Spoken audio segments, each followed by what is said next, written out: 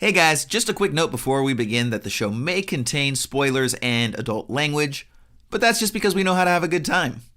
Stick around, you'll be glad you did. You are here for me to enlighten you. You ever act like this again, you're barred for life. It's just vile and base. It's kind of embarrassing. If you know your lines, then you can forget them. Oh, I get it. It's very clever.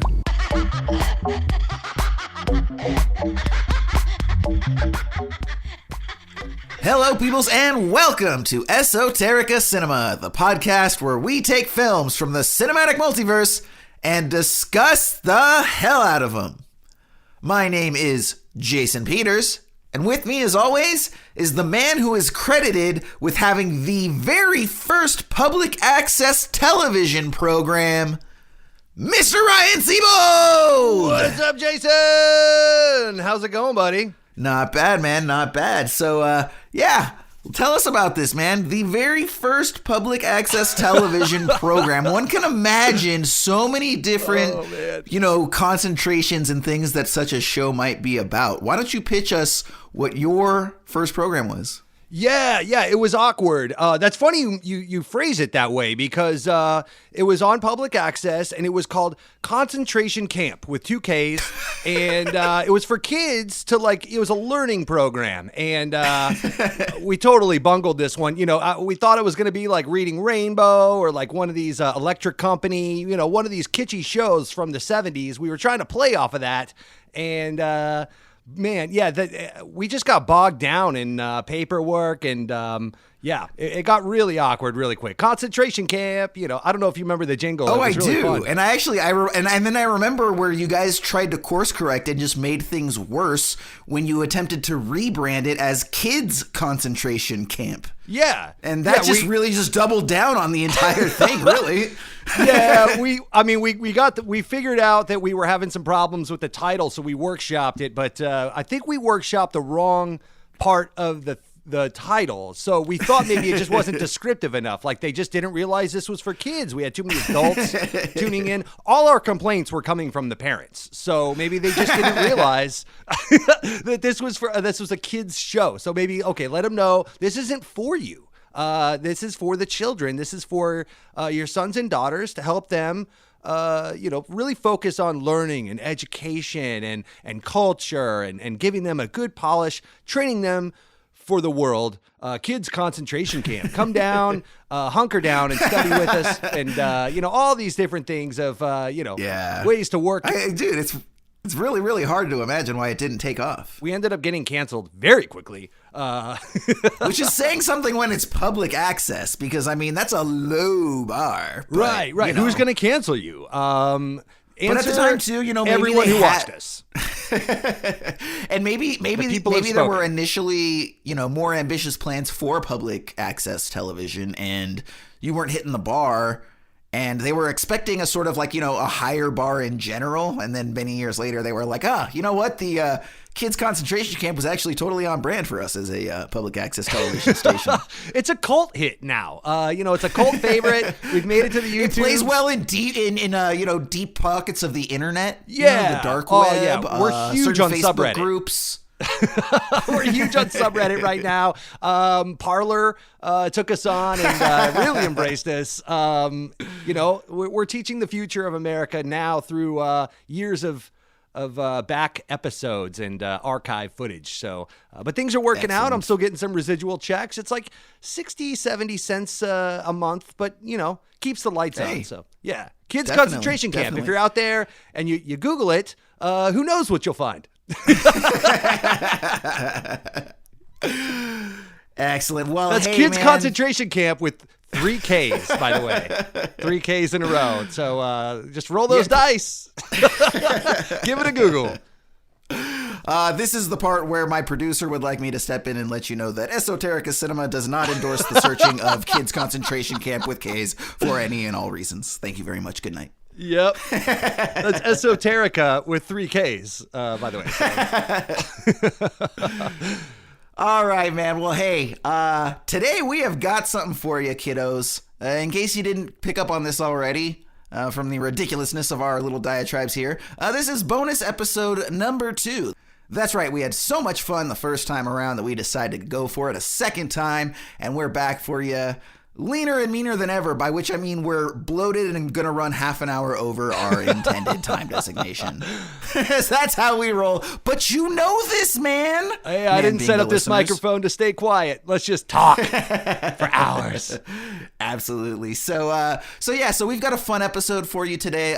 If you didn't catch our previous bonus episode, again, we're trying to do these sort of like little comedy, variety, movie-based, movie-centric monthly wrap-up episodes. We're not quite at the end of the month this month, but we'll correct that for next month.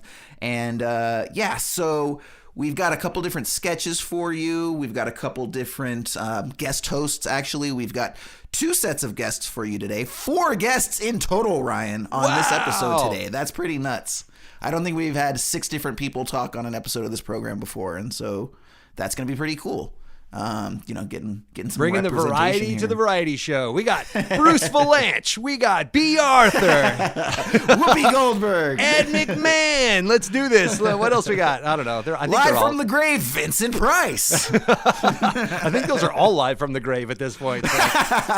No, Whoopi Goldberg is still here and still being a loudmouth, just like she ever has. She's still whooping it up. You know what? She's a likable loudmouth. Can we at least say that? Yeah, but she's on The View, not The Listen, and there's no viewing in a podcast, so this is not her territory. All right. So got a fun one here for you today. Before we go to our first feature, though, did want to go ahead and make an announcement, guys. So we are doing something pretty cool for you guys this month, and we are giving away $50. $50. That's right. $50 to American. one of you wonderful, wonderful listeners out there.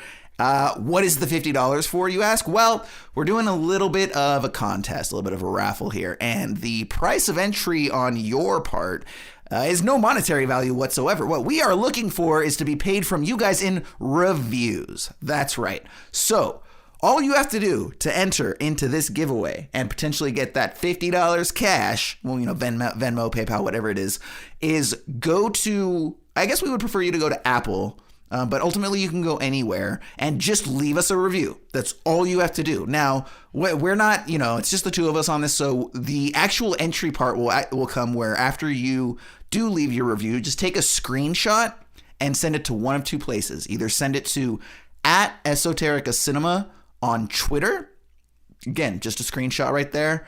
Or you can email us esotericacinema@gmail.com with that screenshot. So once again, Gmail or Twitter, Esoterica Cinema, send us a screenshot of your review. And here's the thing, it doesn't even have to be a 5-star review. I mean, we hope that you enjoy the show, but leave us an honest review. You can actually leave us a 1-star review and still be entered into the raffle and still potentially win $50 for leaving us a 1-star review, which kind of feels wrong, Ryan, but look, that's the name of the game, right? So if we're really doing that bad of a job, we got to step our game up, man. If reviewing you is wrong, I don't want to be right, Jason.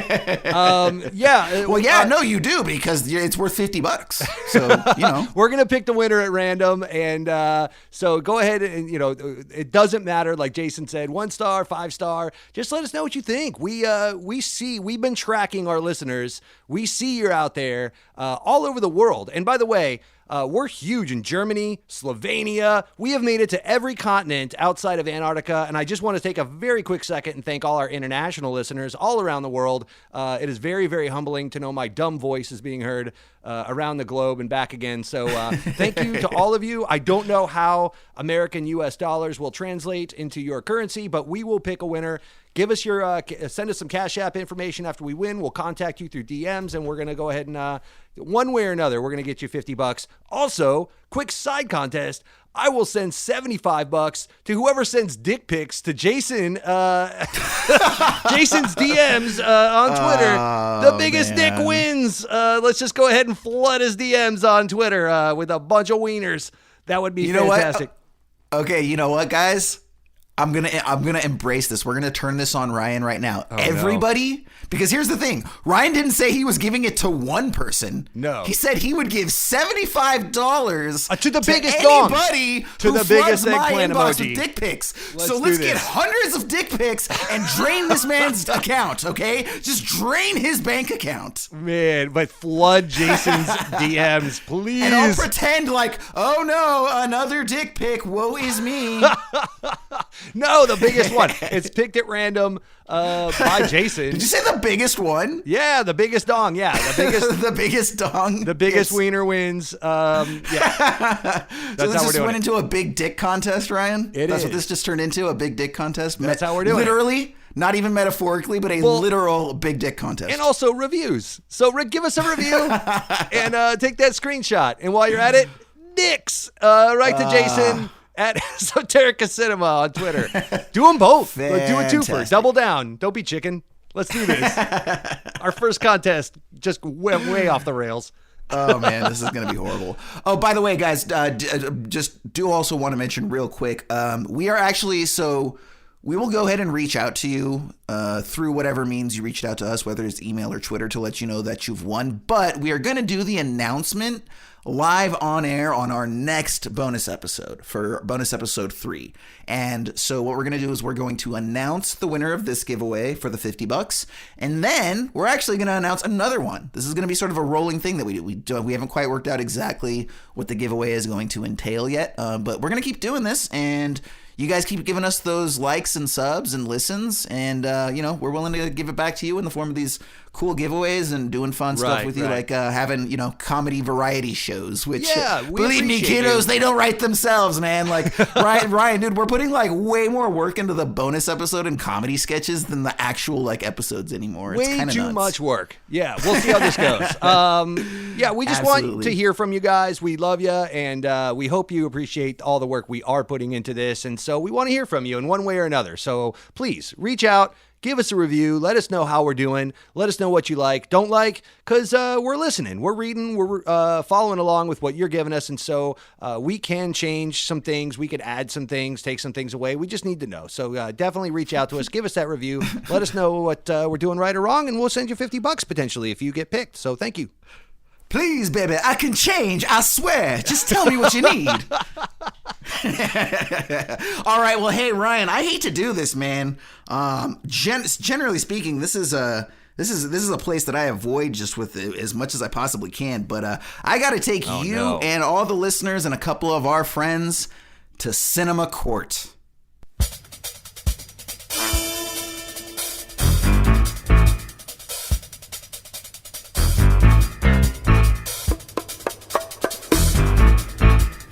All right, guys. So, yeah, we are here today to give you guys a little feature we call Cinematic Court. Now, we haven't exactly worked through the final title of that one. We may come up with something a little bit ringier down the road, but for now, it's what we're going with. Anyways, what we're going to do today is we have actually brought on a couple friends of the show that you guys know from our Grave of the Fireflies episode, as well as their own podcast, the Repeat Viewing Podcast. We've brought Craig and Seamus here today to help us litigate an opinion. That's right. So as we were discussing, all of us together, we determined, me and Ryan that is, that Craig and Seamus actually had very different responses to Tucker and Dale versus Evil. So if you guys recall earlier this month, we took a look at that movie. Neither Ryan nor I were favorable to it. I think I hated it a little bit more than Ryan did, and it was just one of those things where I had to I think I ended up giving it 1.5 stars, which is honestly probably a 2-star film, but it just pissed me off so much that I had to take off an extra half star. Ryan, do you remember what your grade was for it? I think we need to have a separate debate on who hated this movie more. Maybe that'll be next month's bonus episode. No. I want to sit in for that. Craig and Seamus, real quick, if you guys had to put like a grade or a star rating or a number on it, how much do you guys like this film? Craig, what you got? Solid B. Maybe a B plus. I'd go B.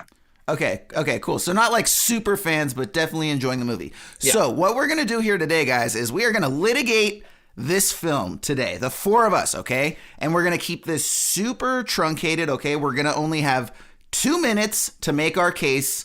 Ryan and I will be taking the con, and Seamus and Craig will be taking the pro to the merits of Tucker and Dale versus Evil. Now, what's going to happen is Craig's going to start, and he's going to get 2 minutes. Ryan is going to get a 1 minute rebuttal. From there, Jason gets 2 minutes con, Seamus 1 minute rebuttal, Ryan 2 minute con, Craig 1 minute rebuttal, and Seamus 2 minute pro, Jason 1 minute rebuttal. From there, 30 seconds each at the end to plead our final cases, and then we are out. So again, you guys, I know all of us are definitely some long-winded cats.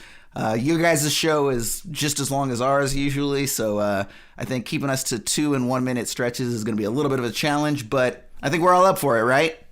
Let's do it. Yes. I think it's hilarious, actually, that you think we're going to contain ourselves to a single minute. I can't even get through what I'm about to say to you now just to talk shit in a minute. I know, right?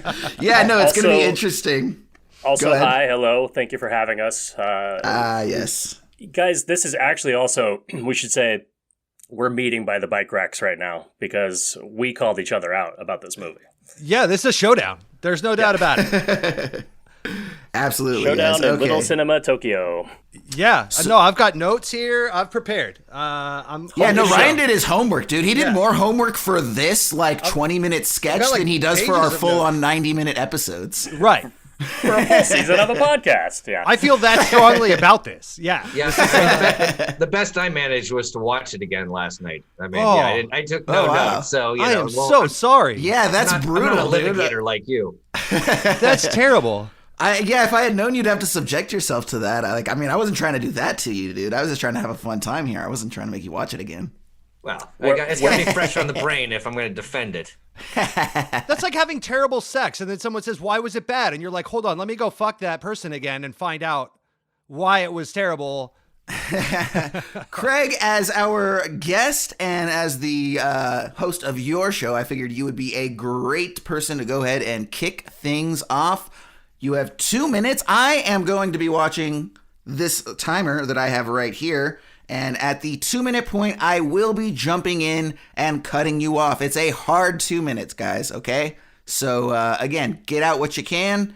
2 minutes begins now. General preface before I get going, I am not the hugest horror fan in the world, largely because horror movies don't have the brains that I like in a movie. Even action movies have more brains in total, I think, than most horror movies as a genre.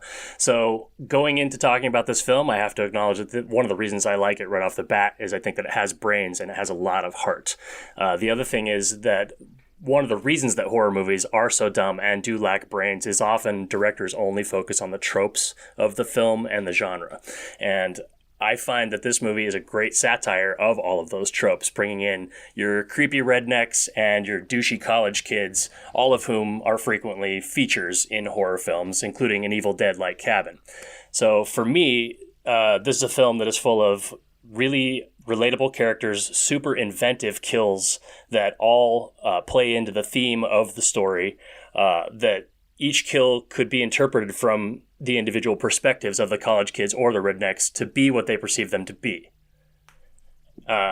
Sorry, I just got the light for 1 minute, I guess.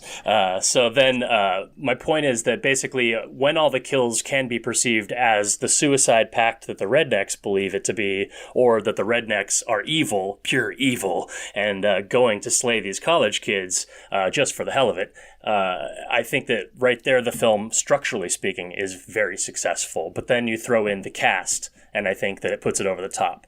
I personally think Alan Tudyk is amazing in this movie, and that Tyler Labine is like, I want to be his super best friend forever because he's so charming and sweet in this movie. And I really like Katrina Bowden's airhead performance in 30 Rock, but I thought in this she actually gets to have some brains, even though she's the world's worst therapist. I honestly think that it's just a really charming movie, and I think it's a great little tale about two guys who just want to fix up their vacation. And that is time. Cut. You are cut off, sir. That is 2 minutes. Thank God. My ears That's were all bleeding. I was going to say. I was going to say 3 more words, so I almost did it. Your ears are bleeding? It's funny because your opinions need to go fishing. I was going to say those were words, but they didn't really make sense in context when put together like that. Not from the standpoint of this movie. I don't know what movie you watched. Okay, so is that all right? So Ryan, we are gonna go ahead and we are gonna do a 1-minute rebuttal. All right, and stand by. Hold on. Your 1 minute begins now. I mean, honestly, I don't even really need a minute. It's not a satire. It's a satire of itself. This movie just like runs out of gas halfway through and coasts to the finish line. Inventive kills. It's 1,000 tree limbs and a guy that looks down the barrel of a gun to see if the safety is off. There are no inventive kills in this movie. There are no brains in this movie. There's no witty banter. The cast is over the top. This cast is over the top like the arm wrestling Sylvester Stallone movie. It's about as enjoyable. We end up with this cheesy, janky conclusion where Katrina Boyd is strapped to a tree limb and all the nonsense and hijinks that go on make zero sense. You don't care about any of the characters. Everything is forgettable. Craig, I just lost a lot of respect for you, man. I really was holding you to a higher standard. I enjoy your podcast, except for this that's episode. a minute. And that's a minute. You're done right there. Okay. All right. Dramatically different opinions there. We might have to really fight after this is over. Let's do it. All right, guys. So We'll meet you in Texas. Yeah. You halfway, bro. By the way, I don't know if anybody has a stopwatch function on their phone that they can grab real quick. I'm going to try to watch myself, but if you guys want to, I mean, that's you're putting a lot of stock in me being honest here, and who knows, I might be the type to put my thumb on the scale, you know? Right, yeah. Based on what Ryan just said, I shouldn't put stock in anything coming from that side of this podcast. I'm ready when you are, Jason. That's actually all right. fair. We are going to start those 2 minutes now. Okay, so first things off the bat, guys, right? When you come to horror films, you come for a visual experience. I'm not here for story. I'm not here for any of that. I'm here for cool visuals and cool deaths. To Ryan's point, no inventive deaths whatsoever. Kid straight jumps into a wood chipper. Like you couldn't even find a way to motivate that. It's just like, no, run and jump attack him from behind and just jump into the chipper. Ridiculous. The film looks like hot garbage, okay? The entire film is washed out. It looks like uncorrected log footage. That is exactly how this film looks. It looks like as much attention was put on the overall look of the film as was into the script. Now from there, you took Alan Tudyk and you made him completely mediocre. I didn't dislike him, but I didn't like him. And that's somehow wrong because I liked him for the 90 seconds that he appeared in Knocked Up, for the 2.5 minutes that he was in 3:10 to Yuma. He's been in awesome shit, and they somehow gave him an entire role and made it so that, I didn't hate him, but I didn't love him, and I should love him because I love him in anything else. The other thing that really pissed me off, the unnecessary ancillary characters. Now, I know horror films have a trope where they give you a ton of these teenagers and they're disposable, but legitimately, I forgot about the presence of multiple of these kids. So there's a scene where it's like the 2 kids run to the end and they find them having tea. And then when they show up there at the end, I was like, oh my God, it's those 2 people. I completely forgot they were in this movie. And yet here they are about to, quote, save the day. And then they kill them right away. So again, like, I understand we're not here for emotional depth, but that's taking things to an extreme. Also, this movie drags. Longest 90 minutes ever. No joke. I thought the movie was about to be over. We talked about this on our show. Checked the watch. It had only been 35 minutes. Screw this movie. Bam, 2 minutes. What's up, y'all? Appreciate it, Jason. Appreciate it, buddy. Hold it down. I'm going to go ahead and step down off this soapbox right now and give Seamus 1 minute to counter, and go Seamus. Well, I'm not going to debate the visual styling merit of this movie because it's not. I mean, that's not the focal point. My main issue, like Craig, with especially the slasher horror genre, is the stupidity of the victims. And you're not wrong. Like, these characters, for the most part, are pretty cardboard and forgettable. But the old saying, the thing I like about this movie is, like, when you assume, you make an ass out of you and me. And I think the core strength of this movie is the constant misinterpretation of stereotypes of these college idiots versus like the hillbillies. And like the scariest movie I saw as a kid growing up was Deliverance. So hillbilly horror really speaks to me much more than say slasher horror, right? But I mean, I will say that I will agree with you that Alan Tudyk like is always amazing. I personally think he's great as Tucker. And well, as well as like Dale, I think they're very lovable characters, whether or not that the kids, the idiot. That is students. 1 minute. Thank you, Seamus. All right, guys. I'll be honest, Seamus. I felt like you met me halfway on that one. I appreciate that. Well, I don't completely disagree with some points you're making. I'm trying to get Shane some No, nice I know. lights. I thought it was like a defense prosecution thing. I didn't realize we were going to be meeting halfway and be like, oh, cool, we're doing this together. They're called plea deals. They happen all the time. Oh, got it. When a crime is committed, there are still people involved. Jason, have a heart. Okay? No, I know. I am the cutthroat prosecutor from all of the Law and Order episodes you've ever seen. Oh, I thought. But I get results. Damn it! I thought you were the ones being prosecuted for your opinion on this movie. Oh no, sir. Honestly, I think we're all kind of being judged here today for various merits. Well, I guess. And for what it's worth, the real judge, the final judge. I was going to say it'll be interesting to see because I feel like the internet is mostly going to be, side repeat viewing. We definitely understand we're in the minority on this one. Always do. I'm gonna give Judge Judy an email later today. We'll really figure this one out. Sally Field and Judge Judy are gonna fucking ruin your lives. That's amazing. I hope so. Sally, we know you're listening, dude. Hit us up. And yes, I call females dude. I call my wife dude. So take that for what it's worth. No disrespect. Whenever we just had our Black Widow episode as a female guest, and I said guys like 100 times just to rate it. But guys, come on, let's talk about this. Guys. I'm like, oops. Yeah, absolutely. So, all right. So we're going to go ahead now. This is going to be the second half of this. We are going to lead with my man, Ryan. You are going to get 2 minutes as well to preach against the merits of Tucker and Dale. Ready, set, go. Well, speaking of Sally Field, I'm about to drop some doubt fire here. Is it Tucker and Dale? Or Dale and Tucker? Which one's which? Who cares? This movie is neither funny enough to be a comedy, nor fun enough to be a romp, nor is it scary enough to be a horror. It does a tremendous disservice to everyone who was in it, like Taylor Swift's pussy. The kills here become as repetitious as Dustin Hoffman counting toothpicks in Rain Man, and by the end, I yearned to look down the barrel of a gun to check to see if the safety was off. The plot isn't even stitched together. It's duct taped. Clunky is the transmission of a 1982 DMC DeLorean. And like the DeLorean and Taylor Swift's pussy, you want this to be good. You really do. But it's just not. And like the DeLorean, whatever this costs to experience, it's probably overpriced.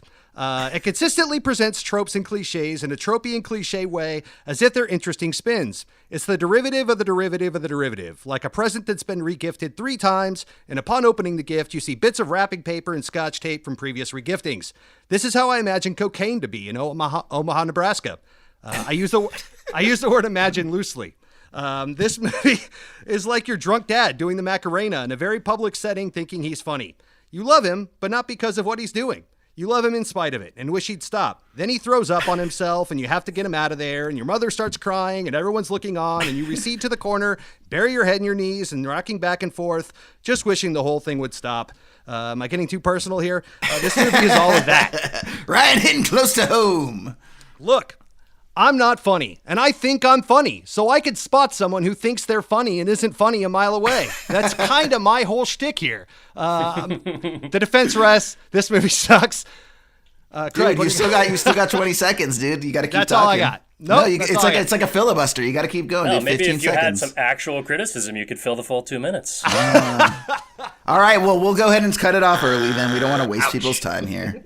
But all right, yeah, no, that was dude. I feel like you kind of missed the boat, like not going into like actual written film criticism for like newspapers, dude. There was some straight Gene Shalit like puns in that review, dude. That was I think you should bring that mustache back. Actually, the calendar section of the Times would absolutely grab some of those and throw them on the promotional materials.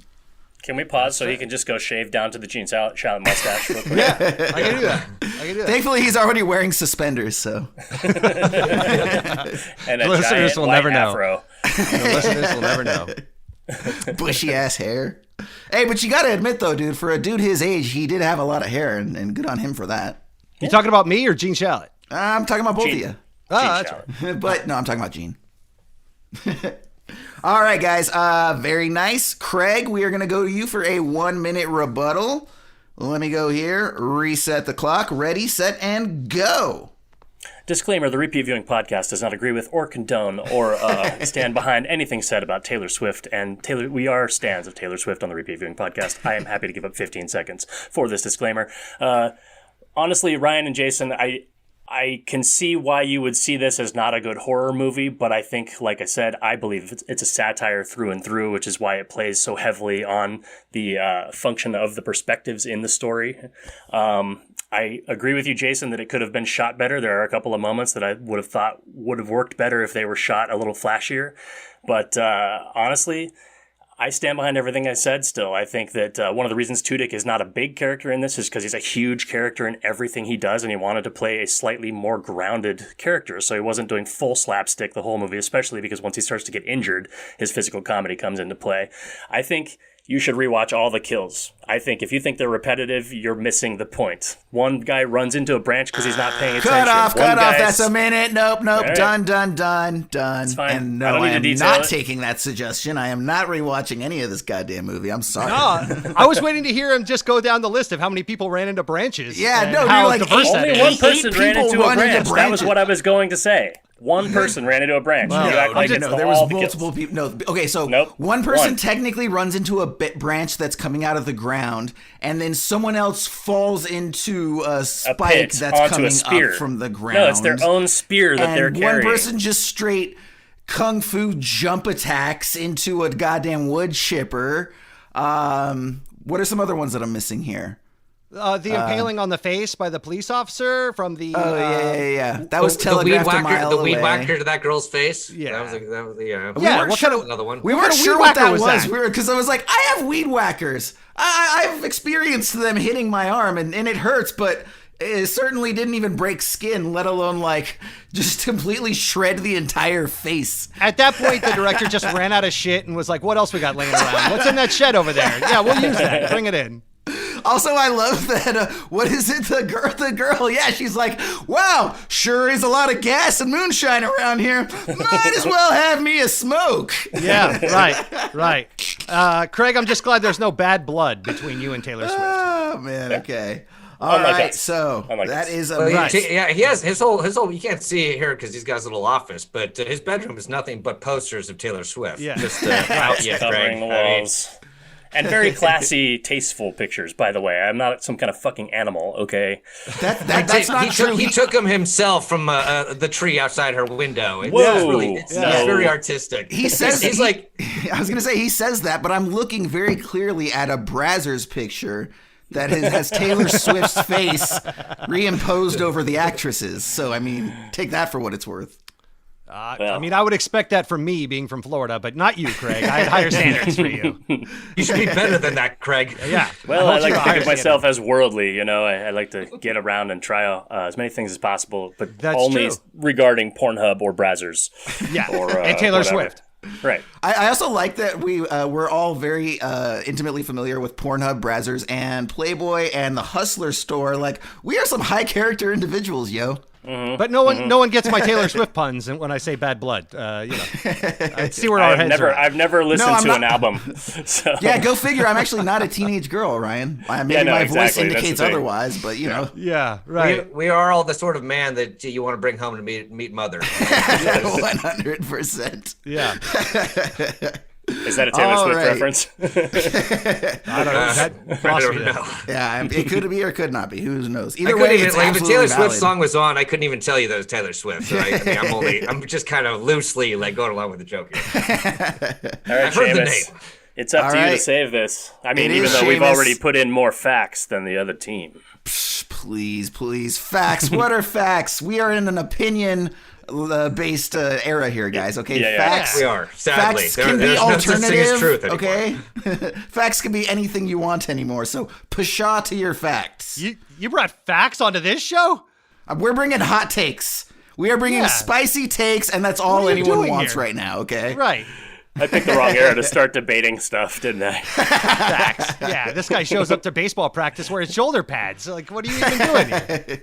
Wrong sport. Seamus, get ready. Yes. 2 minutes on the clock. Ready, set, and go. All right, I'll say right off the bat, I think the reason maybe I don't remember the Sally Field things coming up when we recorded about it is this, like for most of the episode until Mrs. Doubtfire was mentioned, I for some reason was thinking Sally Struthers the whole time. And I was just like, that's weird. I could have sworn I would have remembered Sally Struthers' son directed this. But yeah, no, anyway, to get that out of the way. So back to Tucker and Dale. Okay, so yeah, I said roughly I think it's a B, which means, yeah, obviously I don't think it's like a masterwork. I don't think it's the best of the best or anything. But the thing I like about it, as someone who's not a fan of the slasher horror genre because of the sheer stupidity and reliance on just like, ridiculous decision making, I did like this as a slapstick like comedy of errors and misinterpretation of other people's stations in life. I thought it was a fun little take on, that like the guys who are supposed to be the Deliverance scary hillbillies are like the two nicest guys like that you could possibly ever meet. Like they're two gentle souls, good friends, very supportive of each other. And I think their friendship is what carries the movie, even if like a lot of the teenagers or the college kids are, they're cardboard throwaway characters for sure, just as they are in almost any slasher franchise. But I mean, I think the strength of it is their friendship, and I just love the fact that, these guys couldn't be any nicer or like genuine human beings, and the fact that because they're poor white trash, like these out-of-towners just assume they must be psychotic killers. So I mean, I think on that level it works. All right. 10 more seconds if you want to throw anything else out there. Freebird! I mean, the villain is named Chad. I think the satire is in that away. Chad is such a dick. He really is. I mean, they take his character to an extreme, by the way. All right. Yeah. Once again, Craig, if you want to throw your stopwatch on here, we're going to do 1 minute for old Jason, but I'm going to do a pretty good job regulating here. And ready, set, and go. Okay, so here's the thing. Seamus, you mentioned the whole like misinterpretation aspect, and that's the thing, is the setup of this film is entirely attractive. Like, I really liked the idea of this movie. The whole, again, misunderstanding. It's like a very classic sort of sitcom, right? Situation comedy. This is the situation. It's a misunderstanding. We mind that for laughs. It should work. But the problem is that the film is way too lazy to actually mine any sort of comedy about it. So it gets by. Here's the thing. Alan Tudyk and the other guy, relatively likable. I'll give you that, okay? But I think that the film coasts on the likability of the actors, and so instead of putting a lot of effort into really mining the script for comedy and jokes, they're like, well, everybody will like them because they're so nice, and they were just sort of content to leave that at that. And, again, I mentioned this before, but the throwaway characters, they're too throwaway. They're too throwaway. That's a... I like how you got the last rebuttal in the structure of this debate. Right? Who gets the last word now? Mm-hmm. But the thing is, we still have final thoughts, which, very again, I expect Jerry Springer level of insight here. How do I throw a chair through the fucking internet? What the fuck? That's bullshit. We're not going to get that within level. 30 seconds. No, final thoughts. Your baby. Final thoughts was when he come on at the end and like dropped the like sobering 1 minute's worth of like, let's all get along.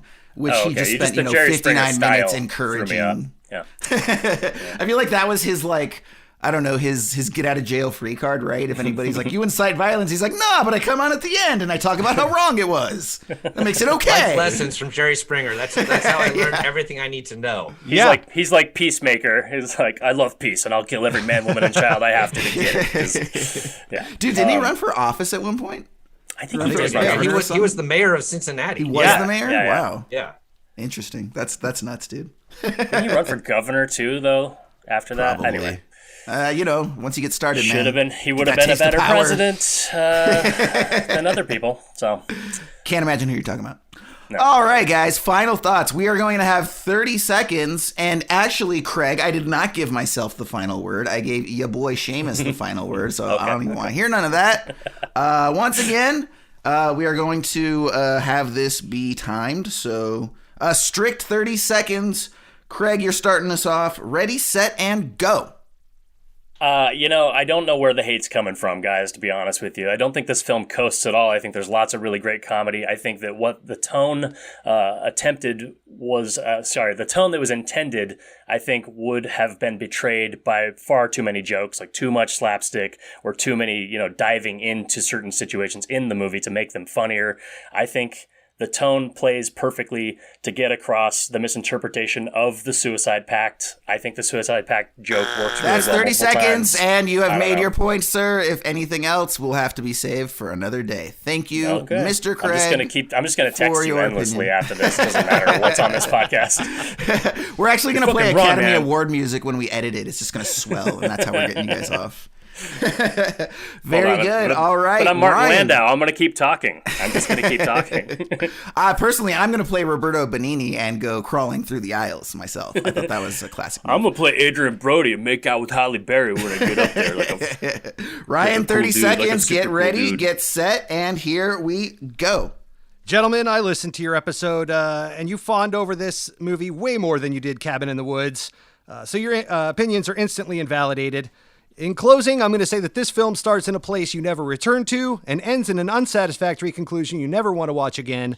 The characters are all incredibly forgettable and easily replaced, and the kills are so redundant that this piece of hot garbage can only be enjoyed by two hosts of a podcast entitled Repeat Viewing. Oh, damn, and that's 30 seconds. Right, well, see you later, guys.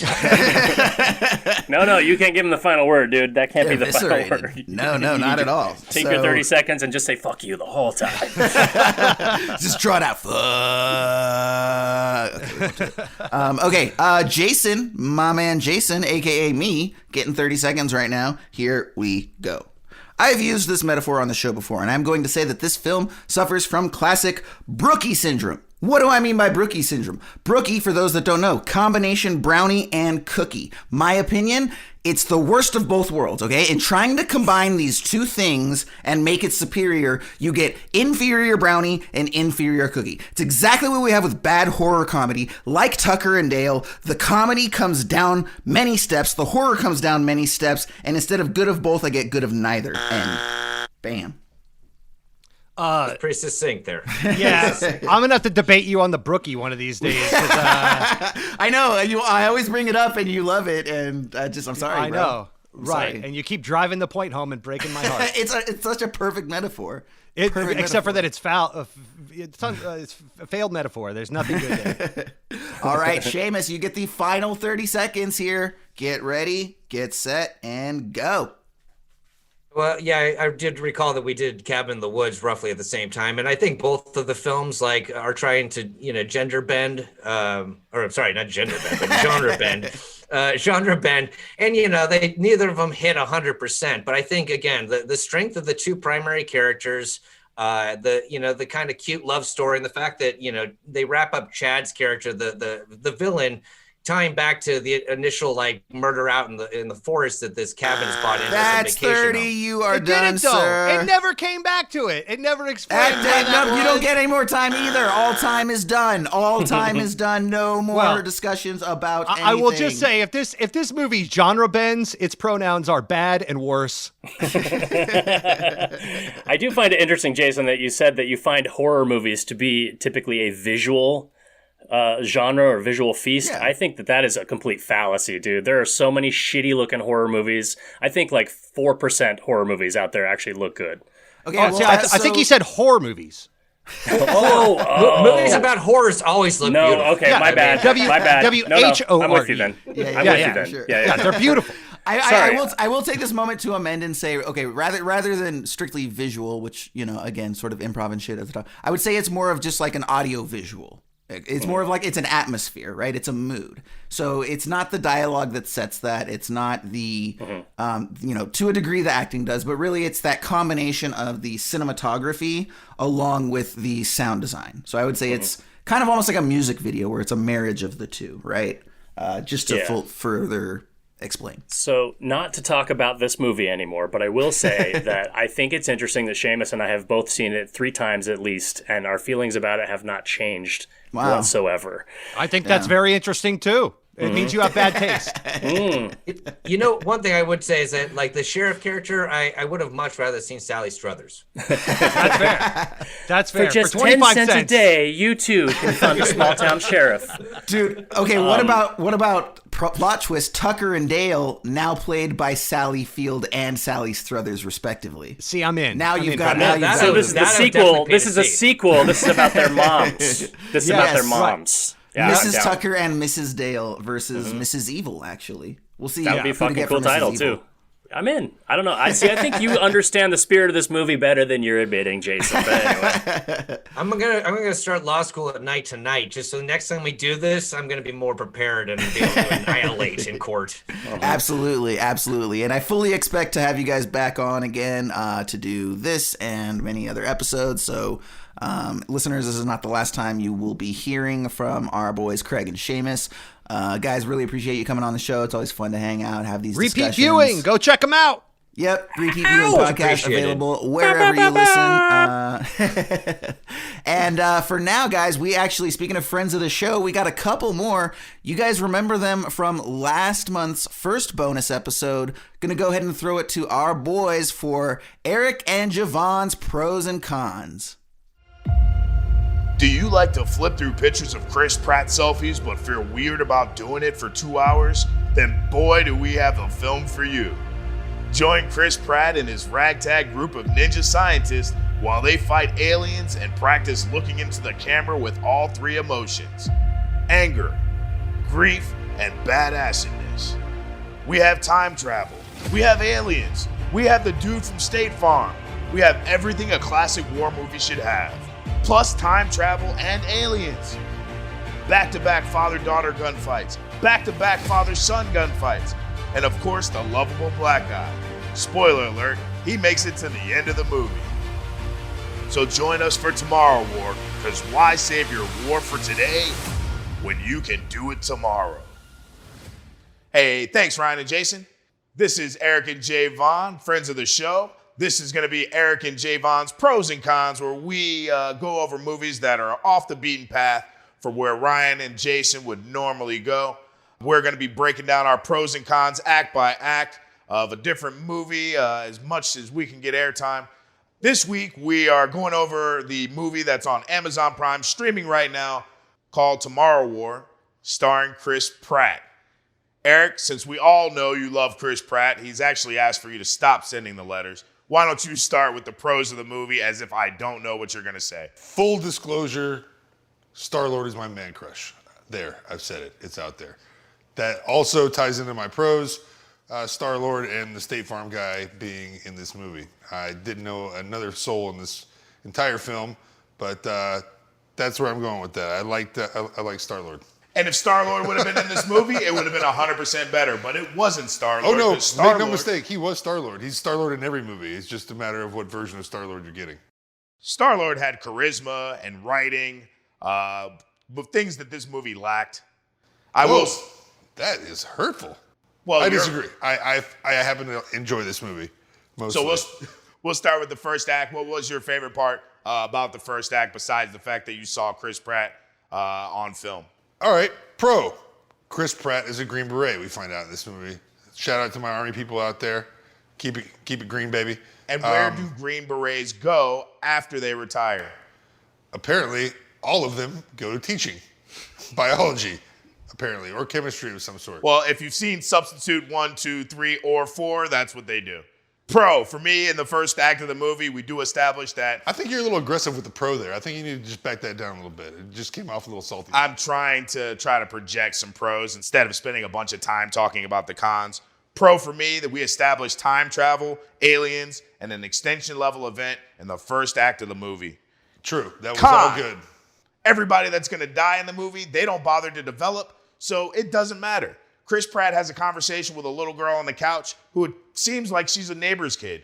Turns out it's his daughter. There's no charisma with him whatsoever, and we really don't even know if Chris Pratt lives in this house that he's at. If this were Star Trek, everyone's wearing a red shirt except for Chris Pratt. and like 3 other people. I just want to point that out. Everyone here is going to die. Everyone is human Jones or Johnson, the people that don't make it back. And Chris Pratt tries to reassure him that it's going to be okay, but it really doesn't seem like it's going to be. I love the amalgamation of time travel, aliens, and ass kicking. That was definitely a pro for me. Con, this is full of plot holes that could be shot throughout just about every part of this movie. But I digress. Con for me, they're kidnapping people that live in 2022 to go fight a war in 2050. And that's a matter of perspective. You say kidnapping and I say conscripted. I mean, it's just two totally different things. People took him forcibly from one place to another. They gave him the option? Gave him a metal bionic commando bracelet and told him you have 7 days to get your affairs in order. No. He had 24 hours to get his shit together. He had 7-day tour duty. That, Correct. Which I find is a pro. Anybody who's done a tour overseas in 7 days, I can do that shit standing on my head. So every 7 days, they have a time travel jump. Apparently, the aliens sleep on Sundays or the Sabbath. I don't roll on Shabbos. And that's when time travel is possible. So we go to the second act of the movie. Pro for me, we establish all the characters that you immediately know are going to make it and not make it. Pro for me, tours of duty are 7 days. Also, another pro for me, we get to see some live action combat. There's some up close and personal scenes with the team and said aliens. So it gets into it fairly quickly, and you realize that everyone is effed. Pro for me, we meet the crazy people that have re-enlisted, that are on team We Don't Get Eaten, which if there was a team Get Eaten and Not Get Eaten, I want to be on team Not Get Eaten, where we see some of the people as opposed to team Eat Everything, which is what you've been doing I have so been far. on team Eat Everything, but we've been locked down and food is delicious. We're on team Gravy over here. Which bothers me. Con, fat guy in the movie, is definitely alien food, and even he knows it, and they don't even try to train these people properly. So con for me is that they go through the trouble of explaining how time travel works, but they don't bother until after the first alien fight to say, oh yeah, by the way, you gotta shoot them in the neck or the belly because they're bulletproof everywhere else. So con for me that they're just serving up humanity. I think I know why only 30% of the people return. I think it's because of the crappy on-the-job training.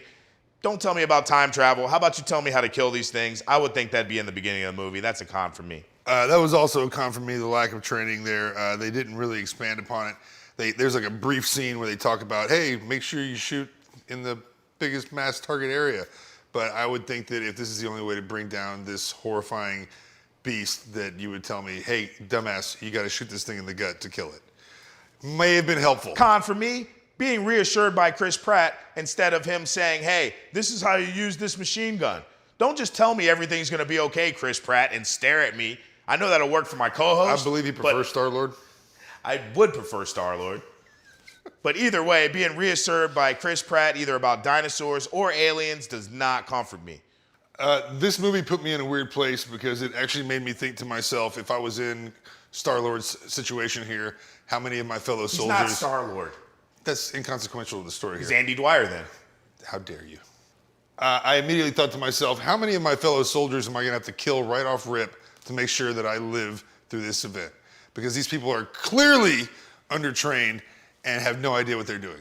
I would not walk in front of these people while they're holding a gun. I will say that they didn't even give these people a uniform. It looked like people were like... Some dude's wearing a chef hat at one point in the movie. There's definitely a dude wearing a chef hat going to war.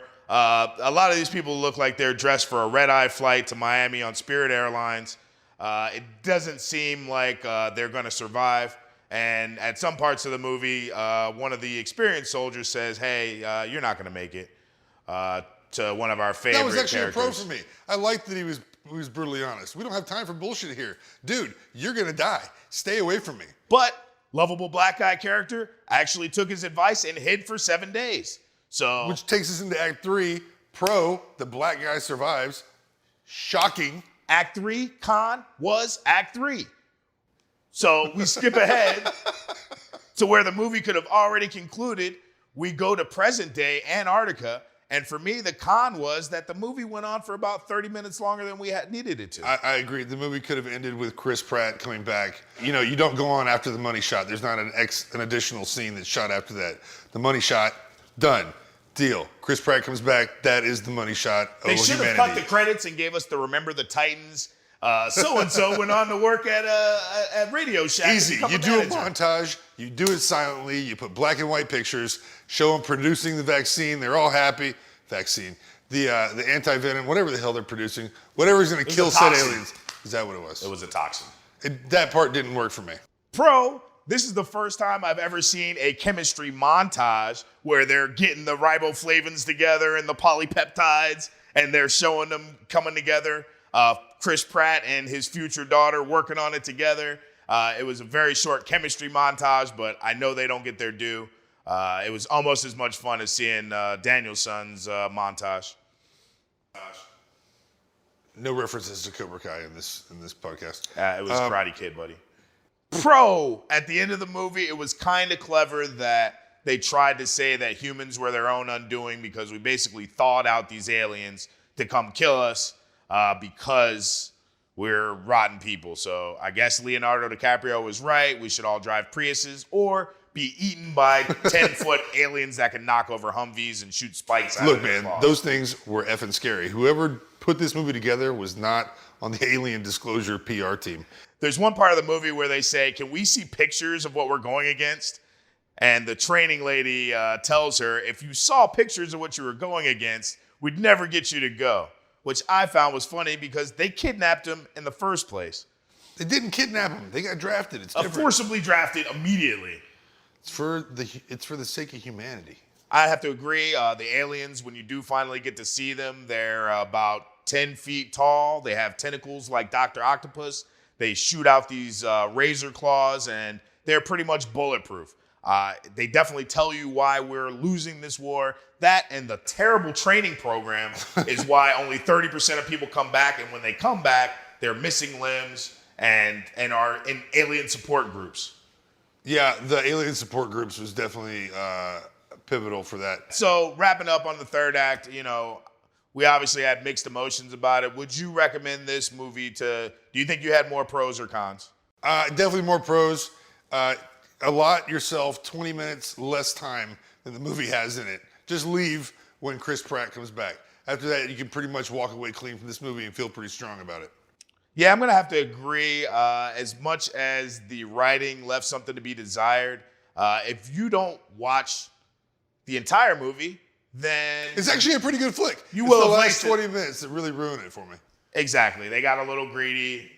They wanted us to see one more back-to-back father-son gunfight. Oh, another con. Too much discussion about the Miami Dolphins. Nobody likes the Dolphins. People on the Dolphins don't even like the Dolphins. But that's gonna be Eric and Javon's pros and cons on Tomorrow War. Go see it. I don't see it. I see it. Go see it. Just not the last 20 minutes. Or the first 40 minutes. Hey, back to you, Ryan and Jason. Thank you so much. Thanks, guys. Thanks so much, Javon and Eric. Appreciate you guys. Love having you on the show. All right, ladies and gentlemen, so I actually have an exclusive interview for you guys that we're going to do right now. Now, Ryan actually could not be here. In just the last few minutes when we were listening to Javon and Eric, there was a break-in at the peanut factory that he co-owns. And so he had to run down there and take care of business real quick. We don't really know exactly what happened, but I'm being told that apparently there's a gang of suspicious elephants that might be behind the act. It's a developing story with more to come. If I hear anything before the end of this episode, I'll be sure to let you guys know. But yeah, so he had to tap out real quick. I'm going to go ahead and take this one solo. Not to worry, guys. Your captain will steer this ship. So, yeah, so what we've got for you today here is we actually have an exclusive interview. Now, the gentleman that I'm about to bring out is a man by the name of Genji Wilson, okay? And Genji Wilson is known as the optimistic arsonist. Please welcome to the show, Genji Wilson. Hello, Jason. How are you doing? I'm doing tremendous, Genji. How are you today? Thanks for having me. Appreciate it. It's a shame your friend Ryan wasn't here. That's part of why I came. Came over to set the record straight a little bit about my grandpappy, who the character was based on from Grave of the Fireflies that helped those little children burn each other towards the end of the movie. It's a sad, somber ending, and you guys had some criticisms about my grandpappy and the way he handled things, but that's just the way we are. We're optimistic arsonists. We come from a long line of optimistic arsonists from Japan. Now, I do want to clear up something here real quick for the listeners. Yes, just that's what I before came we do for, to continue. clear it So up. now, Mr. Wilson here, he is generally referred to as the optimistic arsonist. The optimistic arsonist. Yes. If you watched Grave of the Fireflies, you'll recall at the end of the episode that there was a gentleman who was helping Saita get some materials to basically cremate his younger sister who had just Help passed that away. little boy. Yes. It was a good And thing. Genji Wilson is the one that helped him, and he is not only known as the optimistic arsonist. Wow, that's kind of a mouthful, the optimistic arsonist. It That's is, a little bit of a yes. tongue twister. But the Like a store pork dumpling. itself... But the store itself is called the Optimistic Arsonist. So go ahead and tell us a little bit more about what exactly you all do over there. Well, we're an arsonist consultation and supply store from, birthday candles to Burning Man. We'll help you with your burning needs all the way down the line. I've been doing this with my family for many, many generations, Jason. So, we come from a long line of happy burners all the way from Japan and in the ancient days of old. We've been doing this for many, many years. Of course. Now, Genji, I gotta tell you something. So, I mean, you're saying you're the optimistic arsonist and that you sell arson materials. Yes. So yes. you're helping people to start arson? Is am I hearing this correctly? Well, we all have burning needs from time to time, and my family has been in that business for many years. I myself had got my start from the Yankee Doodle Candle Company. I was a bit of a black sheep in my family. My family were optimists, but I decided I wanted to add a little bit of flamboyance and flair and pizzazz with the smells and the way a candle would flicker would make me so happy and joyful in my younger years. And I just really wanted to share some of that flamboyance with the world, and I brought our business into a brand new direction. But we've been doing this for many generations. As I previously stated, the character from that movie, Grave of the Fireflies, was based on my grandfather. He was the happiest burner of them all, and I did meet him when I was younger. He brought our family over to the States. In 1950, we landed on Ellis Island, and he changed our last name from Setsuko to Wilson. That's how I became Genji Wilson, because he was trying to avoid the stereotypes surrounding optimistic Japanese. We were so known as happy people, and we really wanted to avoid some of that and ground ourselves in reality with the things that were going on in the country at that time. So Genji Wilson I became, and so forth I will have been ever since. Yes, that makes sense. Now, so what really kind of is interesting to me, Genji, is the whole notion of you providing consultations, because not only do you provide the actual materials, but you'll provide consultation services to people who are interested in performing arson. So I guess my question to you is like, for me, I'm just the type of person I am. Like, I would really never consider arson as a solution to anything. So what type of people are coming to you for these consultations, and how do those consultations work? What sort of advice are you offering them? Well, I think you'd be surprised, Jason, some of the services that we can provide for people to help them. I know that, so the story goes, many generations ago, my forefathers provided certain arsonistic services for stoking the fires of Mordor from the Lord of the Rings. And our first consultation... I know we were we're going way back now. And our first consultation was we were brought in by the Eye of Sauron to help him with the specific fire mixtures he would need to get that certain hue of orange around the eye as he would come up to Gandalf and those little fellas and let them know the business. He needed to be dressed appropriately, and how he would dress is obviously fire. So I'll give you an example now. You need the chemical mixtures just right to avoid it turning things like pink. Because he is an eye, you wouldn't want to be Mr. Old Pink Eye, that would be humiliating. And Yeah, I will pink also eye is generally a bad thing. Absolutely. Yes. He would have been not taken as seriously as the Grand Master of Evil, right? So, and then also, as you are embracing battle and all of that, you need to make sure those chemical mixtures to create that also do not provide too much smoke, as then they would see you coming. Now, it doesn't help that the fella was 30 stories tall in the middle of a desolate wasteland, and they could kind of see him projected through Gandalf's wizardry. But the smoke also, would give away our positioning as we were moving into Helm's Deep and Pelennor Fields. And so that's how the story goes. We have moved on since. My great-great-great-grandpappy, for example, owned a pitchfork and torches company back in old Slovenia. And he provided the villagers with pitchforks and torches for all their protesting needs. And so the story goes, his wife took those pitchforks in an awful divorce and left him only with the torches. And so our family's trajectory was set. She was quite the devil. We later burned her at the stake as we claimed she was a witch. Oh, wow. Wow, that took a hard turn there. Yeah, no, but I mean, yes. So but she had this it coming. is what She during was a bitch. and this is when during the Salem witch trials. Yes. Yeah, well, it was an old Slovenia and in Europe, and it was around the time of Frankenstein's monsters and Dracula's and things. That's kind of the vibe I was getting. Before we had migrated to Japan, we were in Europe. We were a European folk, and we were providing people from certain evils of the world and the land at that time. Consider us a provider of resources for those like Van Helsing and the like, giving them what they need to fight off and ward evil, including but not limited to my great-great-great-grandpappy's ex-wife. Rest her soul. Absolutely. Now, I'm kind of left to wonder, there's got to be some sort of unseen challenges that sort of accompany the arson supply and consultation business. And I think that all of our listeners would appreciate maybe a little... Yeah, I think our listeners would appreciate a little peek behind that curtain. Can you tell us about some of these challenges? Well, for starters, like a good old Sunday barbecue, this burning business is an endurance race. It's not a sprint. You don't need to stoke the fire so hot, so quickly, otherwise you'll burn out.